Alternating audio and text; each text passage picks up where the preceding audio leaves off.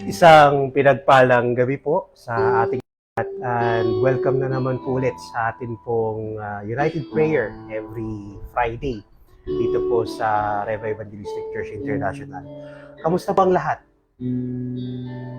Amen. Alam ko po na ang bawat isa ngayon ay masaya at muling nabuhayan dahil po sa nakalipas na camping. Amen. Ang naganap po ng mga nakaraang linggo ay yung ating pong Believers Camp na kung saan halos karamihan or halos lahat po ng mga Kristiyano o ng mga believers ng mga servant of God ay nagtipon-tipon at muli ay tayo po ay nabigyan ningas ng dumaang camping. Amen. Despite of the struggles, mga kapatid, narinig natin yung napakaraming testimony.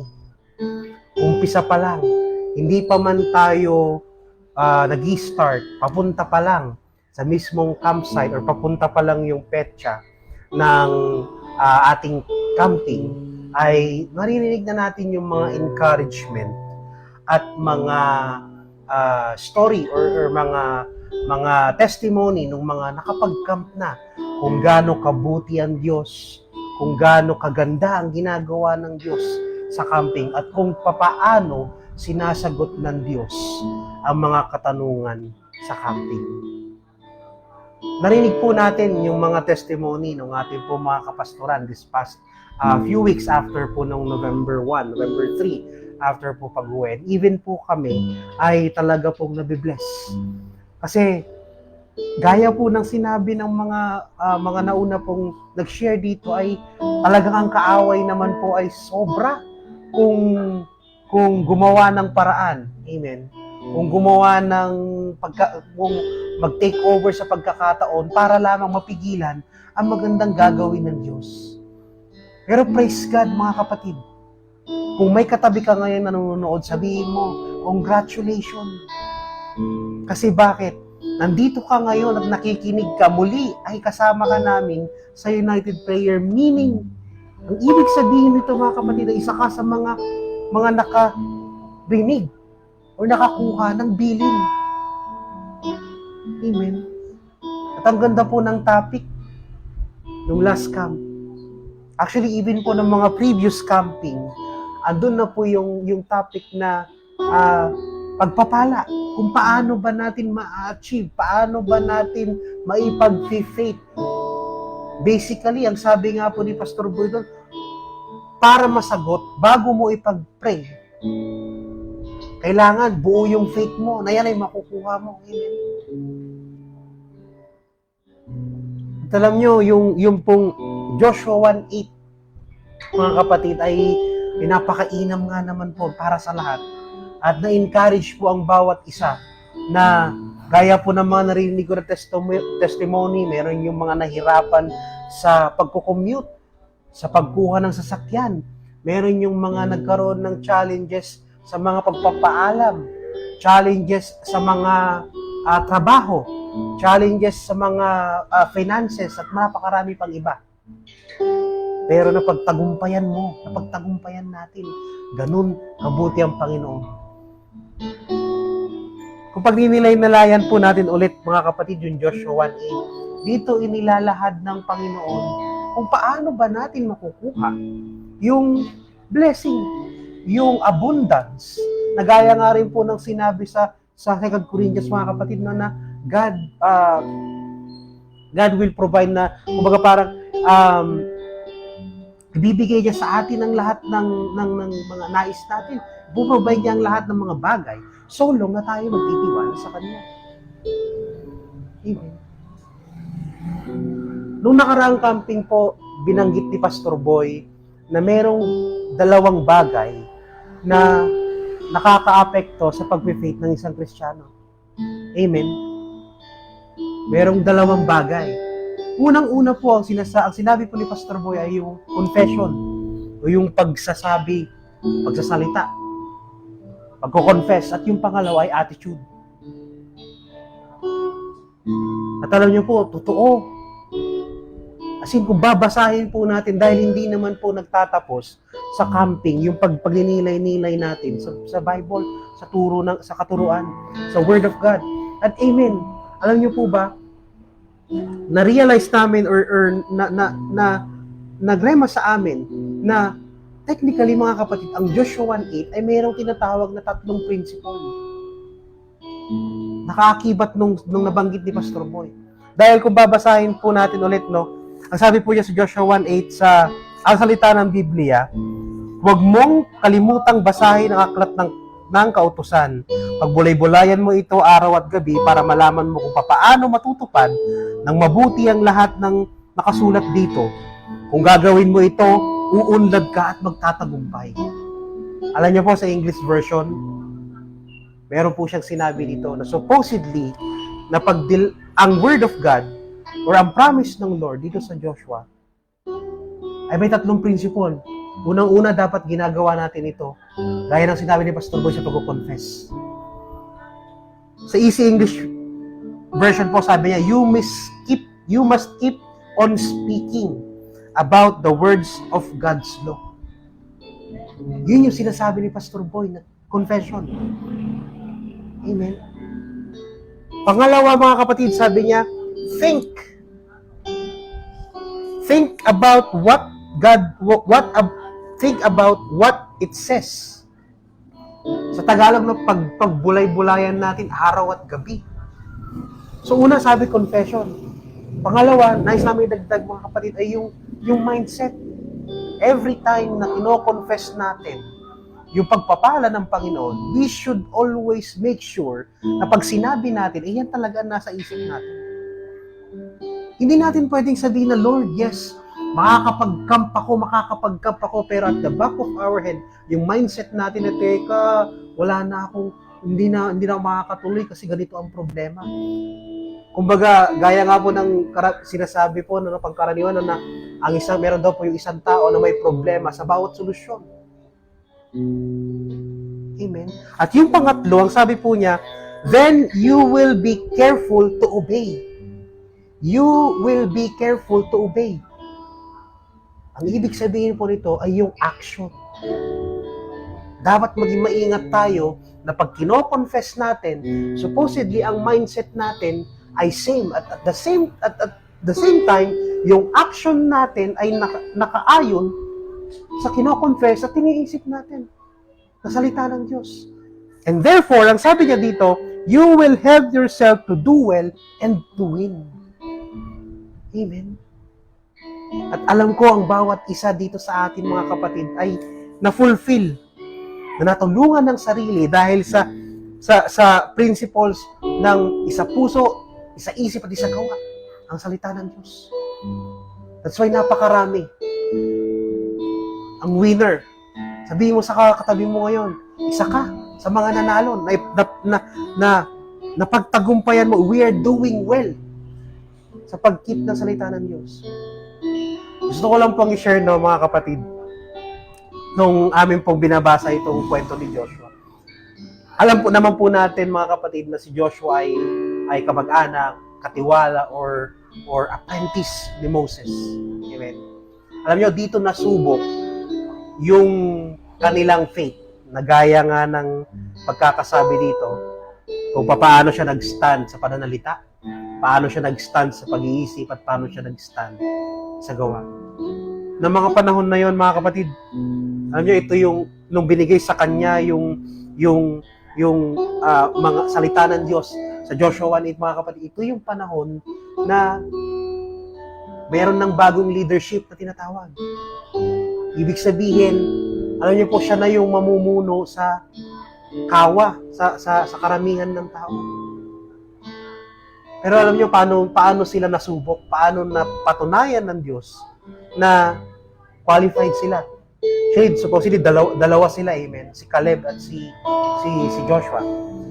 Kung maalala po natin yung kwento sa Exodus, sa Numbers, na sinabi po doon na nung nag-send ng spies para espiya para i-check yung Kanaan, 12 po sila, amen. Dalawa po doon, si Joshua at si Caleb.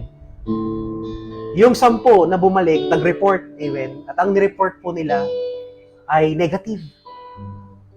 Sabi nila, hindi maganda. Nakita nila, may mga higante. Nakita nila na hindi promising yung lugar.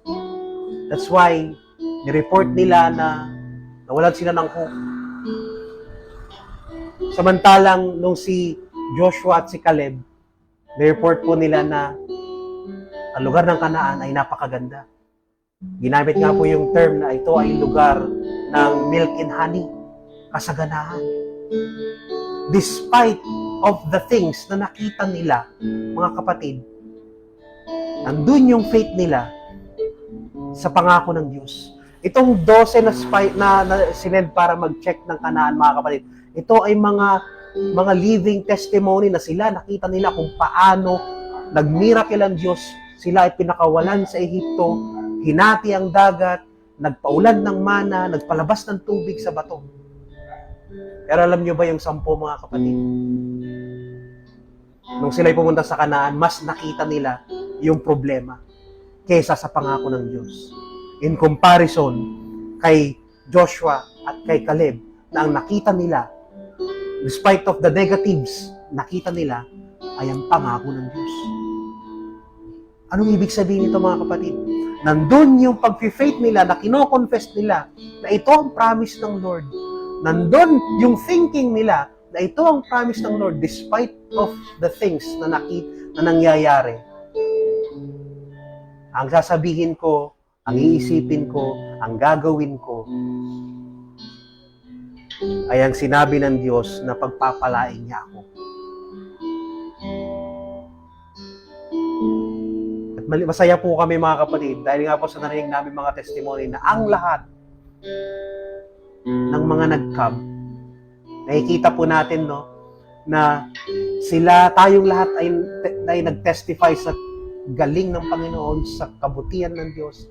And at the same time, despite of the struggles na alam natin na meron dyan, na pag-uwi, walang trabaho, dahil sa nag-leave, pumilit mag-file ng leave, meron dyan na pag-uwi ay kagagalitan dahil sa nagpumilit na sumama. Pero nandun yung faith ng bawat isa na after ng camping, ang pangako ng Diyos sa Joshua 1:8, kung sasabihin ng ating mga labi, kung iisipin at gagawin natin na may pag-iingat, ay nandoon na tutulungan tayo na mag-succeed. Kaya nabibless po kami, mga kapatid. Merong mga problema about sa bagyo na come to think na kapag pumunta sila ng camp, we do not know na yun na lang yung cash nila. Yun na lang yung natitirang pera nila, gaya nga po ng mga testimony. No? At pag uwi nila sa kanilang mga bahay, kumbaga walang ni piso, walang may uuwi. Pero dahil alam nila, nakita at narinig nila yung bilin ng Panginoon sa Joshua 1:8, mga kapatid, andun yung faith na malalampasan at matatapos natin ang taon na ito. Magpapatuloy tayo na may kasaganahan. Ganon din sa mga iba na mga kapatid na, alam niyo yun, nag-allocate ng time. Nag-allocate ng time despite of their schedules sa trabaho, schedules sa commitment ng kanilang mga meetings, etc.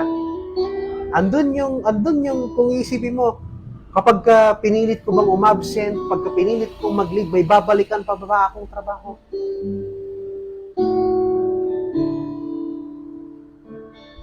Alam ko, aware din tayo, mga kapatid, na merong mga kapatiran na somehow talagang na-sacrifice yung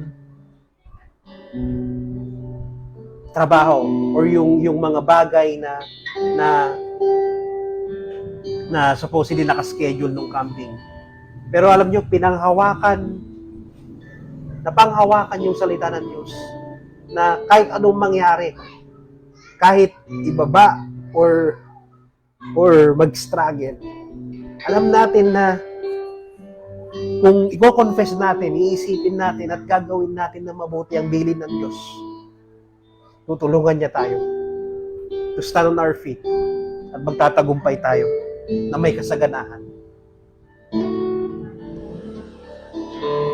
Praise the Lord. Tunay nga na napakabuti ng Diyos sapagkat binigyan niya tayo ng pagkakataon muli ay na makapagbulay-bulay sa ginawa ng Diyos sa atin nung camp.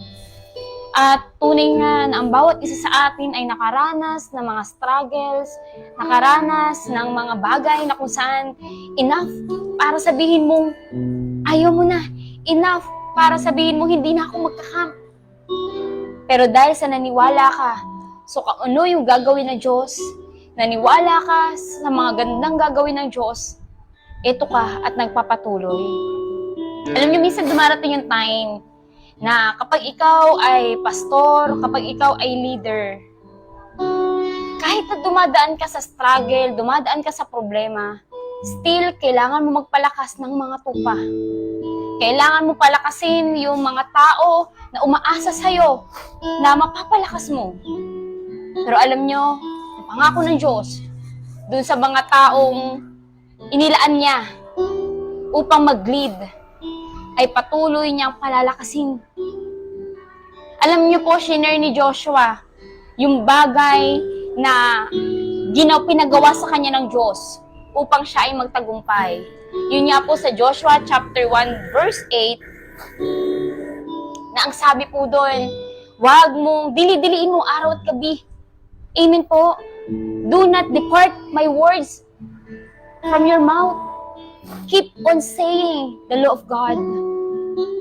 Think it day and night and obey the word. Alam niyo po, bilang mga Kristiyano, mahirap sabihin, mahirap kontrahin yung mga bagay na pumapasok sa isip mo.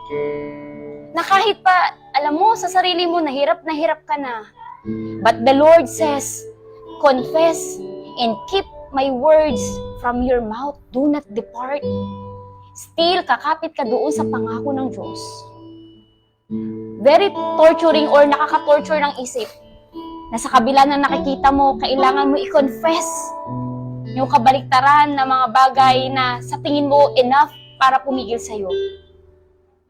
Pero alam niyo po, yun yung mga bagay na kahit mahirap, pero tamang gawin. Minsan yung mga desisyon natin sa buhay na mahirap gawin, yun yung tama.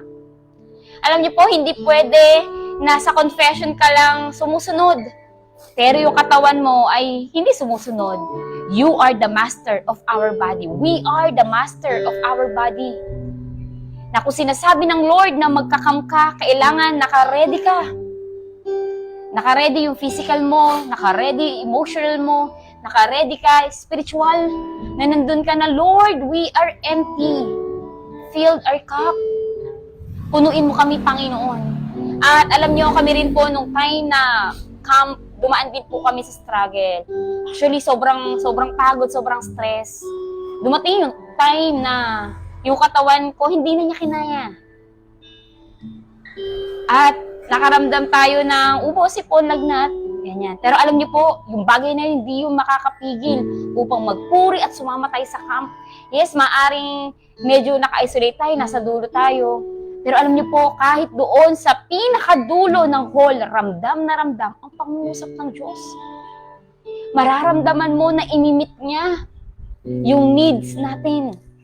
Nag-ministry sa atin ang Diyos. At alam niyo po, yun yung pinakamagandang bagay na ginawa natin noong camp. Hinayaan natin na mag-ministry ang Diyos sa buhay natin.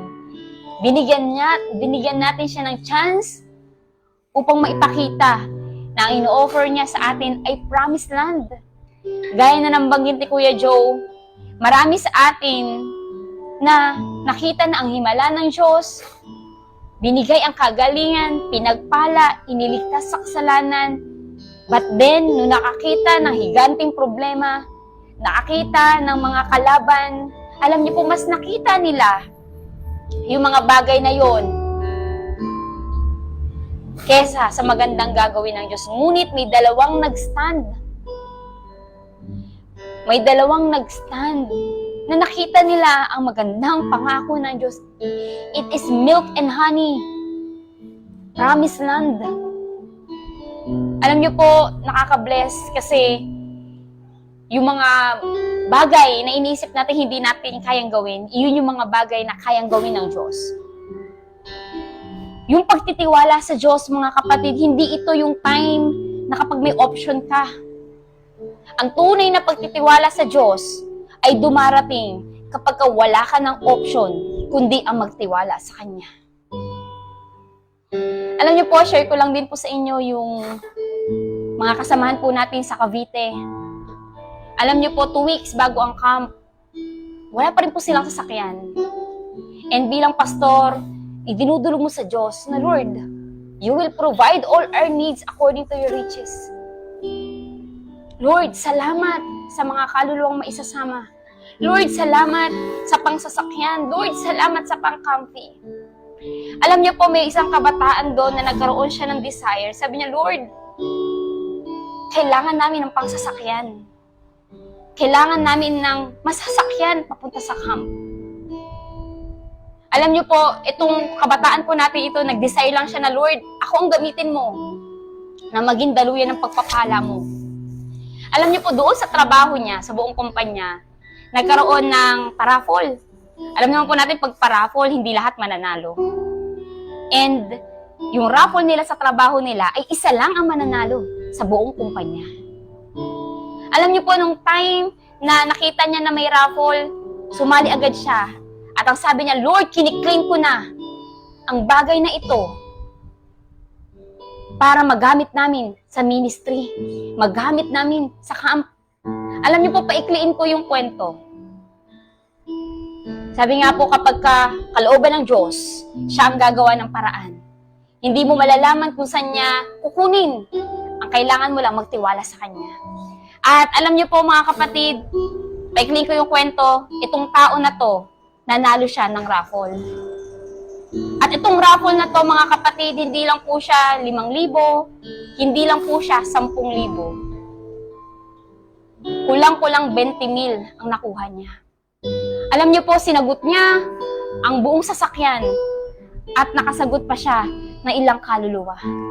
Alam niyo po, isa sa mga kalakasan natin bilang mga pastor, yung makita mo na yung mga kasamahan mo sa simbahan ay lumalago at nagtitiwala sa Diyos. Alam niyo, nakaka-bless kasi sa lugar ng Cavite, ang naisama natin, 30 believers, fully paid ng camping bago pa ang camp. Kung iisipin natin, Lord, saan mo kinuha?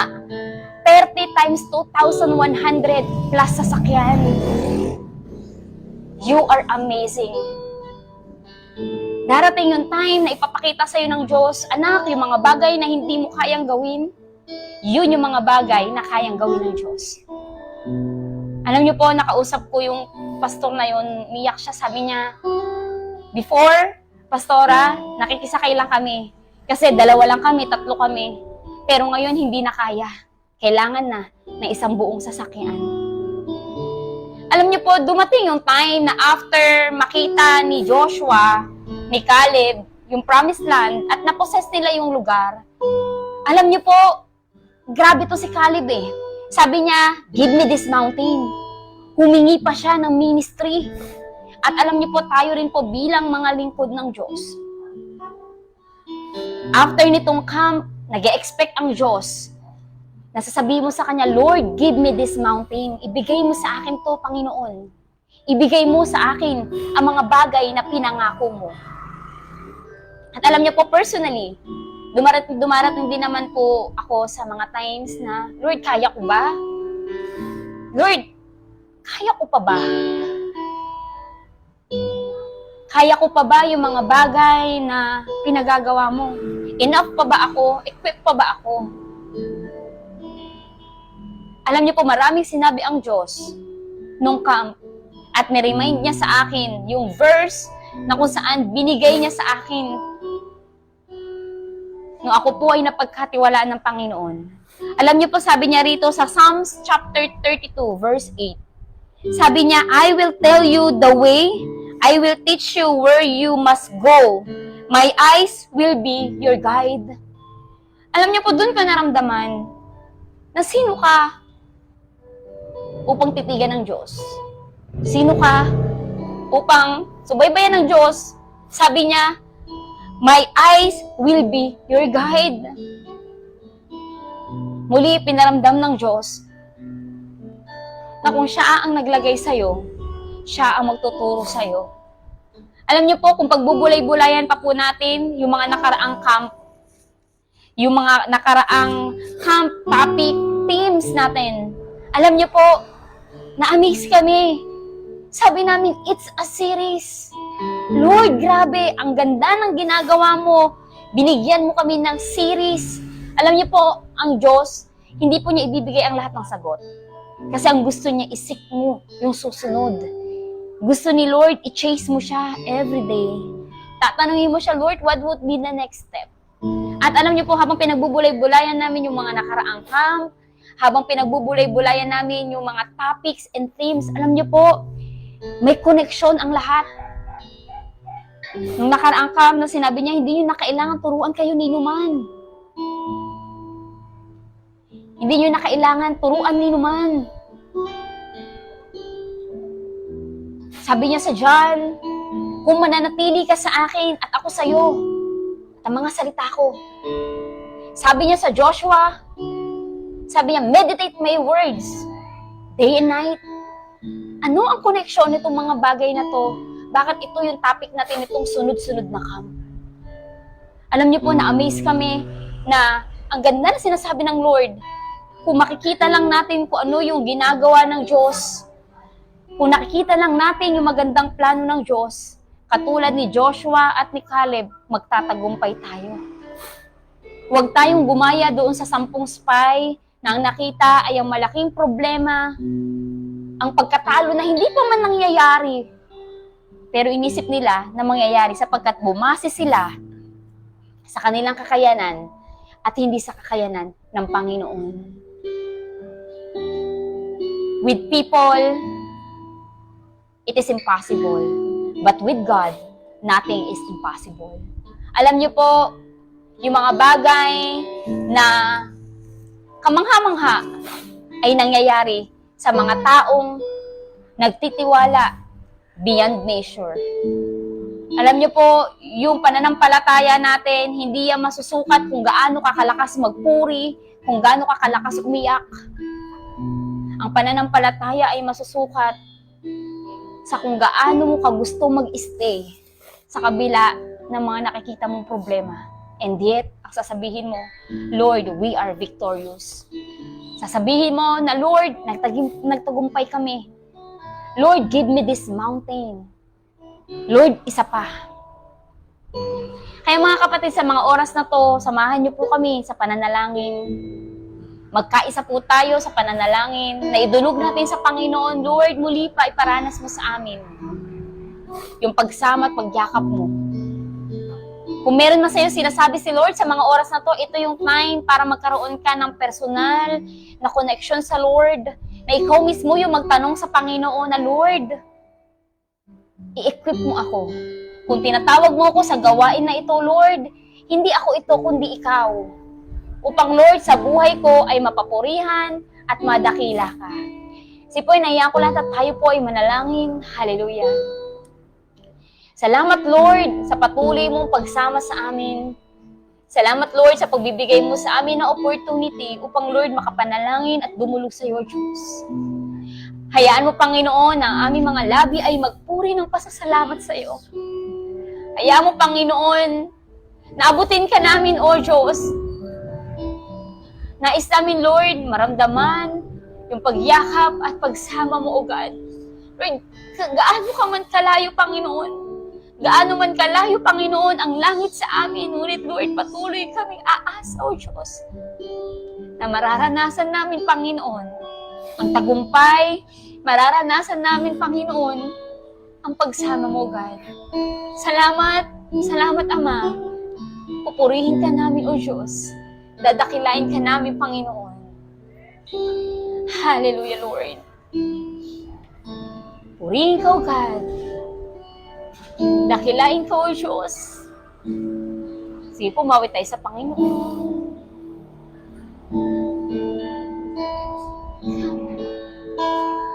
Ikaw ang kalakasan namin, malalapitan at kaligayahan.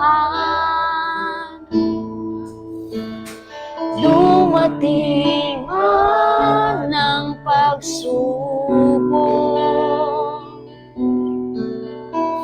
walang makapaghihiwalan,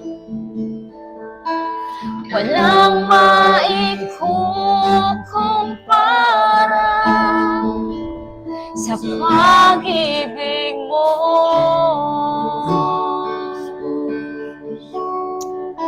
Hallelujah. Ikaw ang kalakasan namin, malalapitan at kaligayahan. Dumating man ang pagsubok, walang makapaghihiwalay, walang maikukumpara sa pag-ibig mo.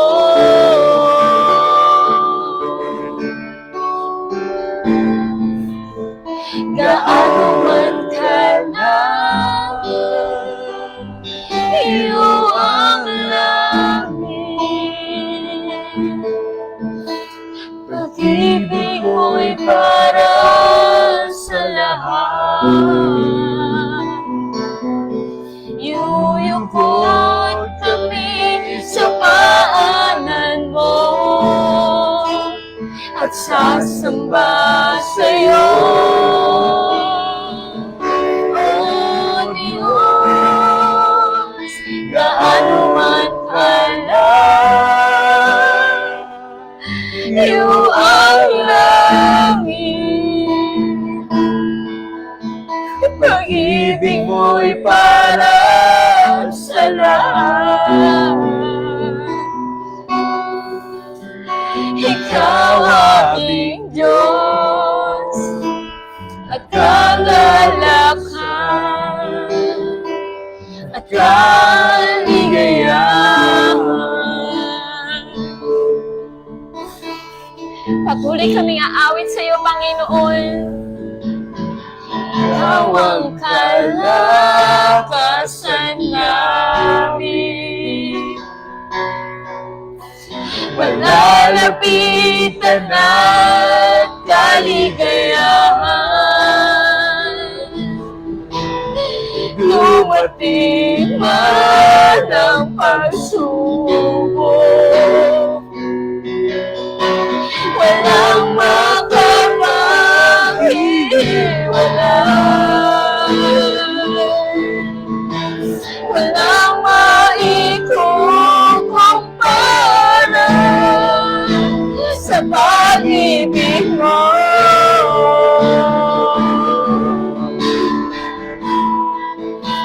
Gaano man kalawak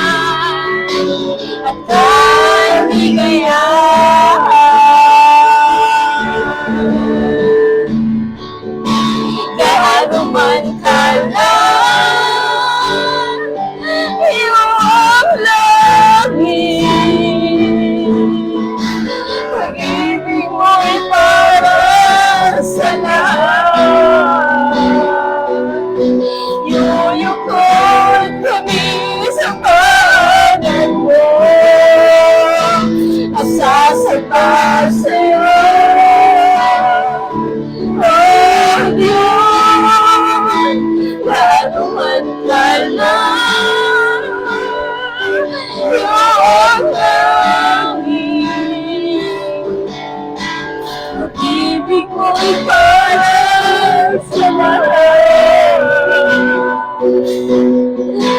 Ikaw aming Diyos at kalakasan at kaligayahan.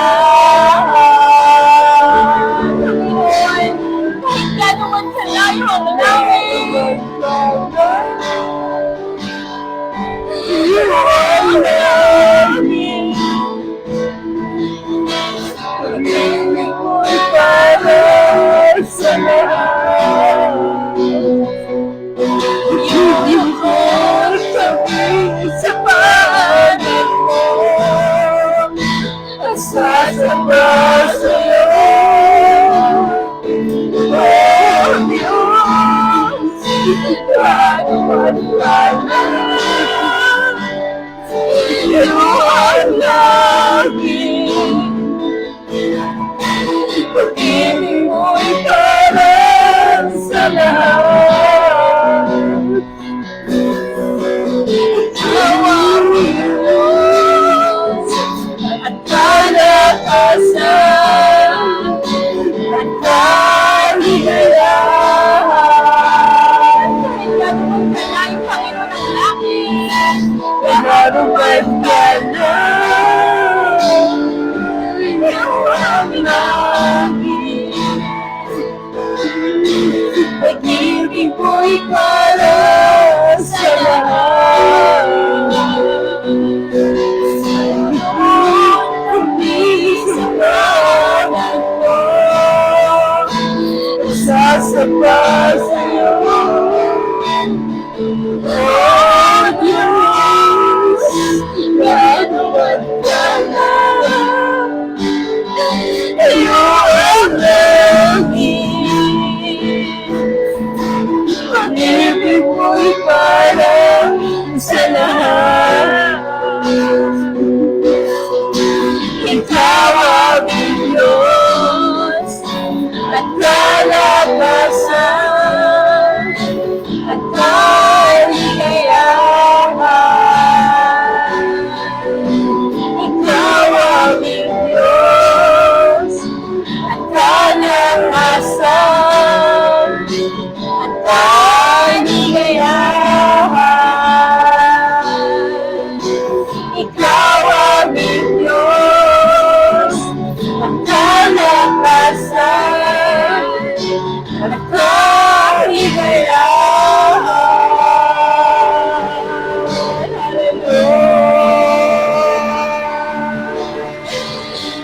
Purihin ka, Panginoon.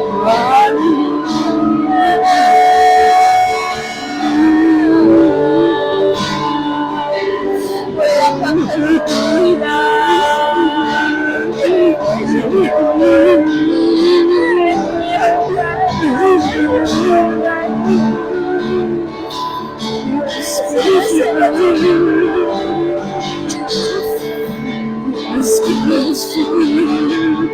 Hallelujah.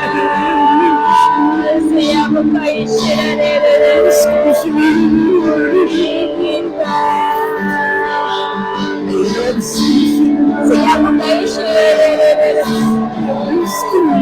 kayo Hallelujah.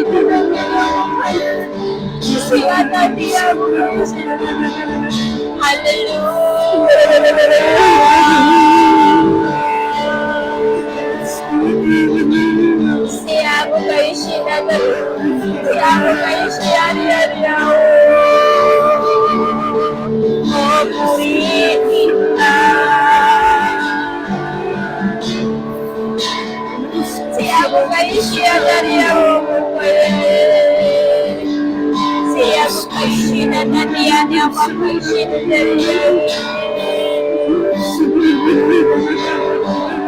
Siya mo kayo siya. Siya mo kayo siya. Hallelujah.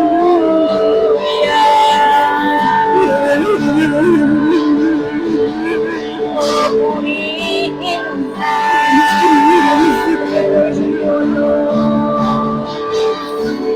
Holy Spirit.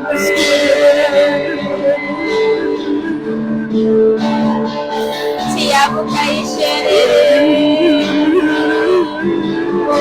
ibigin mo.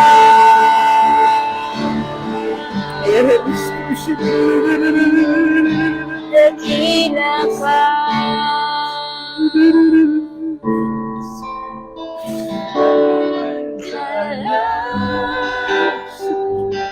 Iyo ang langit.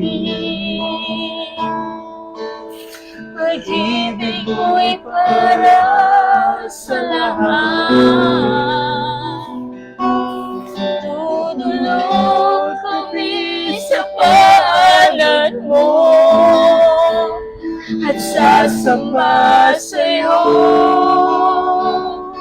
O Diyos, gaano man kalas, iyo ang langit.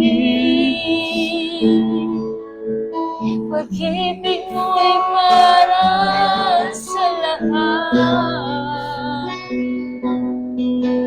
Ikaw aming Diyos, kalakasan at kaligayahan.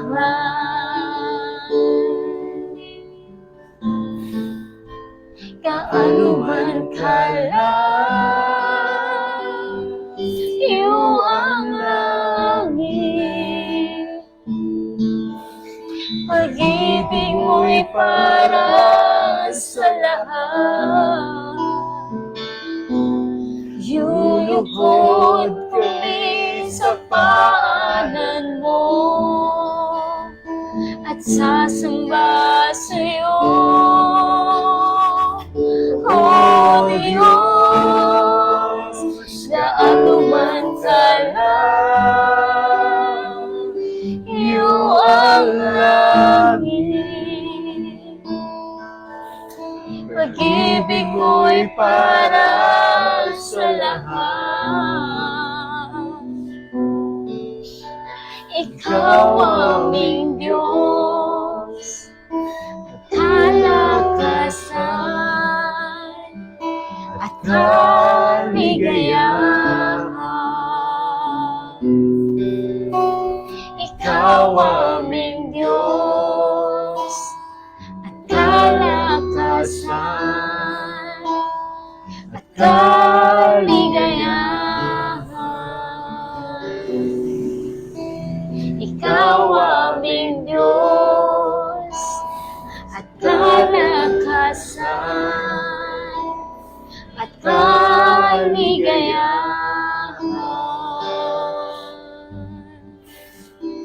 Oh, hallelujah, O Lord.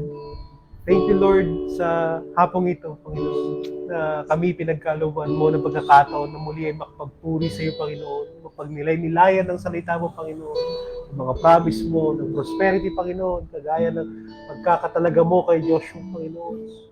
May claim namin ang bawat bagay, bawat promises na sinambit mo, Panginoon. Papaloob sa salita mo, Lord. Lord, sa lahat na nakakapanood sa buo ng Rema Evangelistic Church International, mula sa aming mga pastor at mga workers, Panginoon, at mga members, Panginoon, pag-alabin mo ang bawat puso ng bawat isa, Panginoon. Ipakita mo sa kanila, Panginoon, na mas malaki ang gagawin mo at mas maganda ang gagawin mo sa kanya-kanyang mga buhay, Panginoon. Pag ipakita mo parehong bagay na ipinakita mo kay Joshua at kay Caleb, despite of the struggles and the challenges, gaano man kahigante, gaano man kagulo ang bawat paligid, Panginoon, pakita mo sa kanila na ito ang promise mo, na pinangako mo sa bawat isa sa amin, Panginoon. Lord, tinataas namin ang buhay at kalakasan ng mga world leaders, Panginoon, na kilala mo, Panginoon, na sila ay tunay na sumusuporta sa adhikain, sa salita mo, Panginoon. Latas namin, Panginoon, ng buong Pilipinas. Ang mga darating na bagyo, winawasak ka namin sa pangalan ni Jesus. Hindi ka namin pinapayagan na mag-landfall sa pangalan ni Jesus. Malayo ka pa man lang, iba di-dissolve ka na.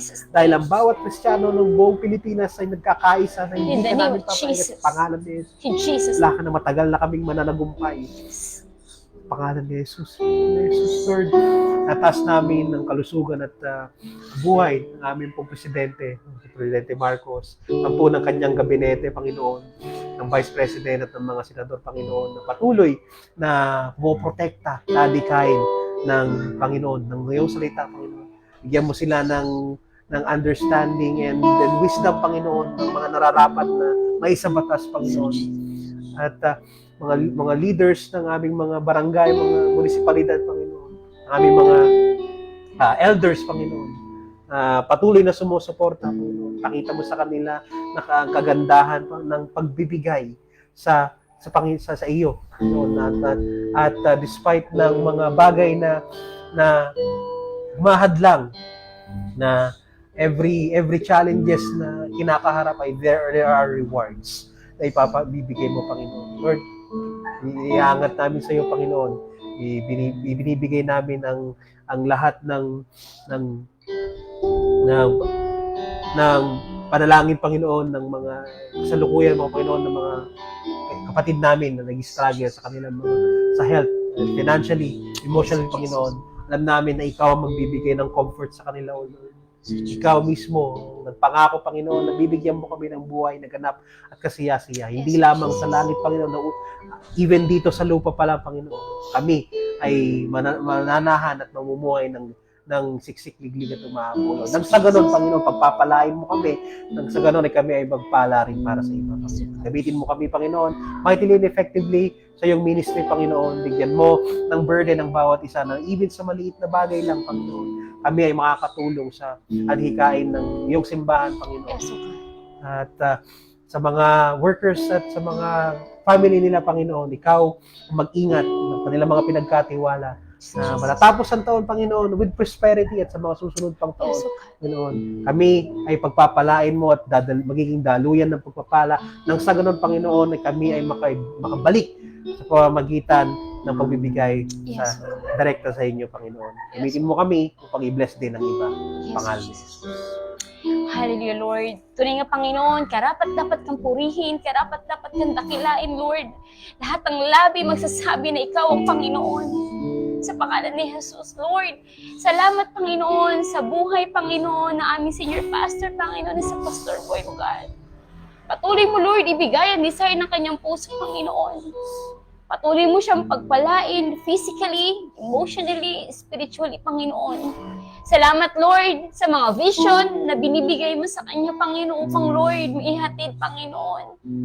Sa bawat tupa na pinagkatiwala mo sa kanya, Panginoon, dito sa Rima Evangelistic Church International, Lord, patuloy mo siyang ingatan sa bawat lakad niya, Panginoon, at i-provide ang lahat ng kanyang pangangailangan, O God. Gayon din, Panginoon, sa aming board members, Panginoon, sa aming mga associate pastors, O God. Salamat, Lord, sa pinag-isa mong katawan, O God, na siyang kikilos, Panginoon, upang maisakatuparan, Panginoon, ang magandang plano mo, Panginoon, sa simbahan mo, Panginoon, dito sa Rema, O God. Salamat, Ama. Tunay nga, Lord, patuloy mo kaming pagkatiwalaan, O Diyos, at gamitin mightily and effectively. Salamat, Lord, sa mga simbahan na patuloy mong bubuksan, O God. Tunay nga, Lord, sinabi mo sa iyong salita na walang sino man na makakapagsara ng mga gawaing ikaw ang nagbukas. Kaya naman, Lord, you will supply all our needs according to your riches. Simula sa renta, sa allowance, Panginoon, at mga sa personal na pangangailangan, Panginoon, ng bawat manggagawa, Panginoon. Salamat, Lord.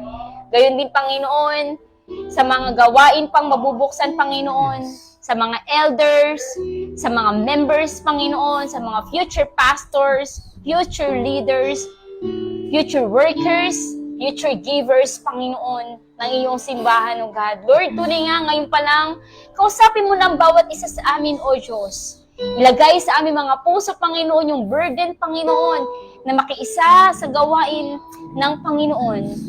Salamat, Ama, sapagkat, Lord, binibigyan mo kami, Panginoon, ng karunungan, Panginoon, na nagmumula sa iyo, kaunawaan, Panginoon, na naayon sa iyong puso, Panginoon, at mga salita na naaayon sa iyong kalooban. Salamat, Ama. Tunay nga, Lord, na sineselyuhan namin ang bawat panalangin, ang bawat isa sa amin, Panginoon, mga personal requests, Panginoon, sa mga prayer of healing, Panginoon, prosperity, O God. Lord, and provision, O God. Lord, tunay nga, Panginoon, sineselyohan namin ng banal na dugo ni Jesus at inuutusan ng libo-libong anghel na dali ng mga panalangin na to at ang kasagutan nito sa amin ayon sa kalooban ng Panginoon. Salamat, Ama. Tunay nga, Lord, Ikaw, Panginoon, yung mapapurihan, madakila, masamba, sa pangalan ni Jesus. Amen. Maraming salamat po at pagpalain po tayo ng Panginoon. Good night po. God bless.